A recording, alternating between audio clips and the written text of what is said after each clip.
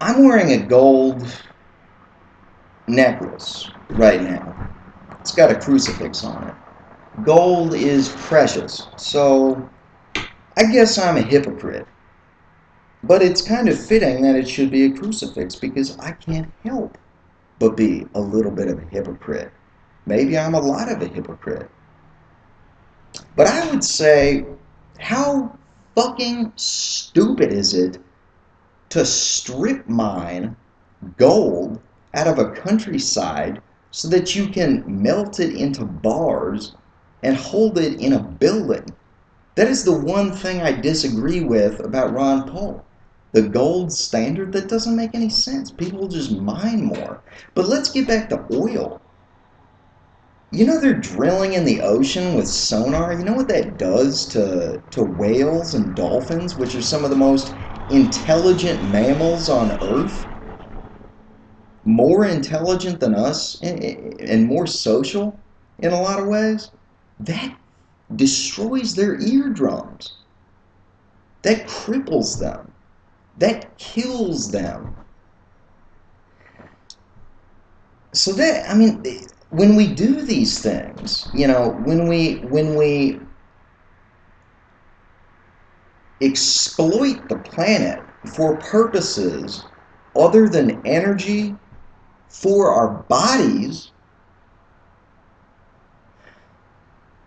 or other than communicating ideas and creating art, then we are sinning and we are inviting disaster.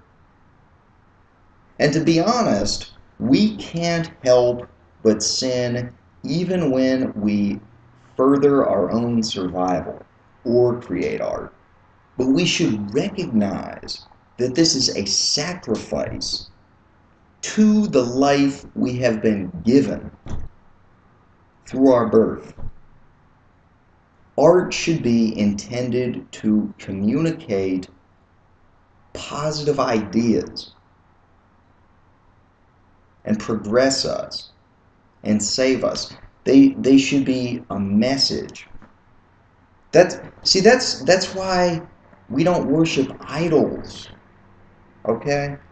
Because it's not God speaking to us through a piece of art. It's an artist speaking to us through a piece of art. That's the idea. And I think a lot of these arts, I mean, you hear a lot about this destruction of artwork.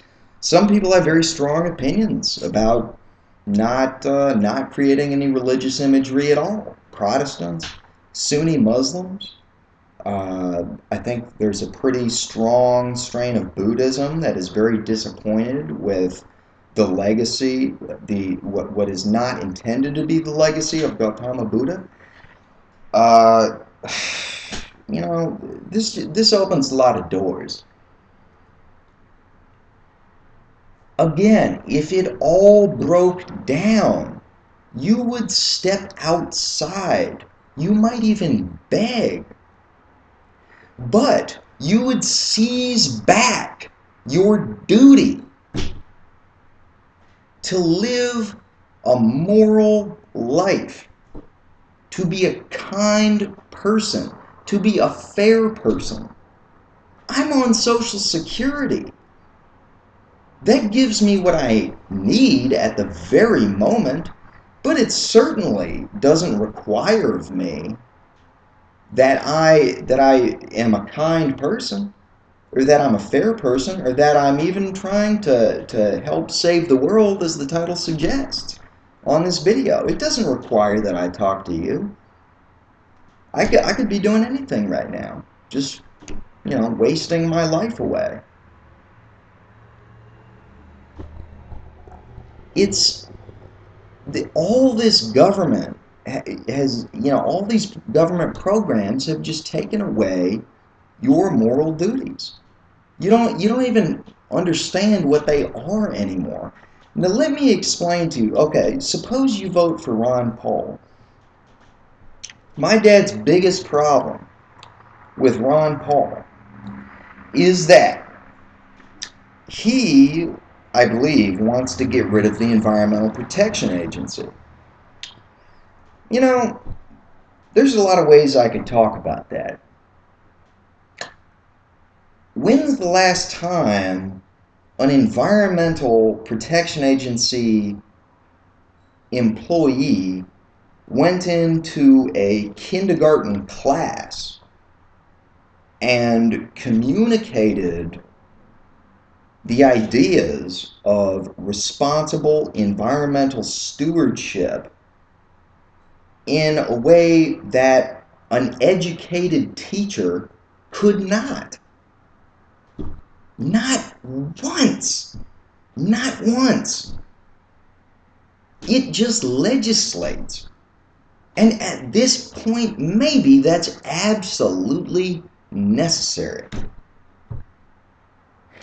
The thing is, you know, you're coming up, most of you right now are probably coming up with all kinds of ideas about this, that, and the other that are not problems that we need to be worried about environmentally.